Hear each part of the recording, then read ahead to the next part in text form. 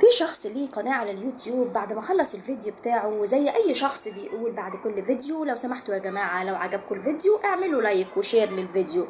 لكن ده زود كمان حاجة، لو حضرتك ما عجبكش الفيديو لو سمحت اعمل ديسلايك، لان اليوتيوب مش بيفرق ما بين ان انت عملت لايك او ديسلايك، لان الاتنين اسمهم تفاعل. فحضرتك براحتك اعمل ده او اعمل ده، اليوتيوب لما يلاقي فيه تفاعل كده كده الفيديو هينتشر. الحقيقة ده نبهني لحاجة مهمة جدا، ان مشاعر الحب او الكره الاتنين اسمهم مشاعر. يعني ما ينفعش ان انا كرهت شخص ان انا اقول انا خلاص بكرهك وانت وحش وانت بيك، انا كده مش هلغيه من حياتي. الشخص ده برضه هيتنه موجود في حياتي لاني مش قادرة اتخلص منه، لان في مشاعر ناحيته حتى لو مشاعر الكره. طيب بالنسبة بقى للشخصيات المؤذية، والشخصية اللي أنا بتكلم عنها والتصرف اللي هيتعامل معاها الشخصية المؤذية اللي هي أنا ما بتعاملش معاها كتير، الشخصية اللي قررت أنهي التعامل معاها. يعني لا هي شخصية في الدائرة الأولى من حياتي، يعني مش من الأقارب، ولا هي في الدائرة التانية في نطاق الزمالة، سواء في الشغل سواء في الدراسة في الجامعة، ايا كان في تواصل ما بيني وبينه على طول. مش هقدر اعمل اللي انا هقول لكم عليه دلوقتي اللي هو قطع العلاقه تماما. ولكن الشخصيه المؤذيه اللي انا بتكلم عليها اللي هي كان في علاقه ما بينكم، علاقه خطوبه مثلا، علاقه طلاق وما كانش في اولاد، ايا كان علاقه وانتهت، ومش الشخص ده مش هتشوفه تاني ولا هتتعامل معاه تاني. طيب التصرف السليم في علاقه مؤذيه زي دي، علاقه مؤذيه الشخص المؤذي اللي هو الشخص اللي دايما بيجرك مثلا للحرام شويه بشويه، بيخليك تعمل ذنوب، كل ما تتعامل معاه يبتدي يجرك شويه بشويه لمعاصي.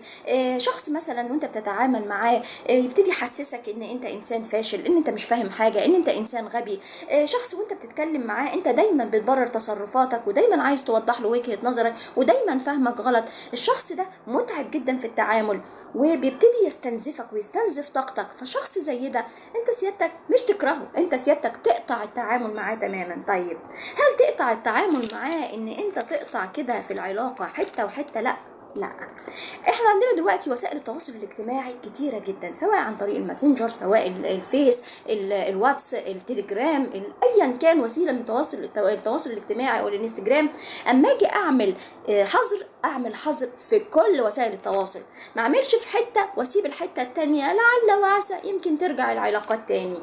كمان لما اجي دلوقتي ما اخشش برضو اعمل اكاونت فيك واروح رايحة اتابع الشخص ده واشوف بينزل ايه واشوفه حزين ولا لا كده انت سيادتك مش عايز تقطع العلاقة، انت سيادتك عامل نفسك قطعت العلاقة. كمان لو في مجموعة صور ولا حاجة عندكم ابتدي اقطعها تماما من حياتك.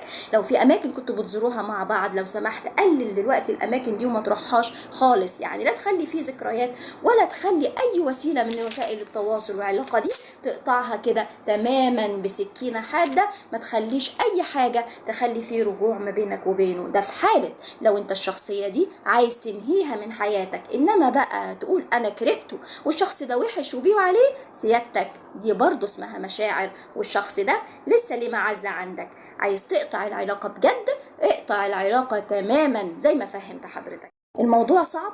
طبعا الموضوع صعب وصعب جدا. كل ما زادت الفترة اللي كان فيها علاقة ما بينك وبين الشخص كل ما كان قطع العلاقة موضوع صعب جدا جدا. ولكن احنا في الدنيا والحياة الدنيا فيها جهاد للنفس. لو انت عايز توصل لان انت ترتاح وان انت تتعافى من شخص اذاك في حياتك، لازم تطلع من منطقة الراحة اللي انت فيها، لازم تجاهد نفسك، علشان في النهاية هي صعبة دلوقتي ولكن بعد كده هترتاح اكتر ونفسيتك هترتاح وتبتدي تسترد نفسك من اول وجديد. والاختيار ليكم. وانا خلصت الكلام، والسلام عليكم ورحمة الله وبركاته.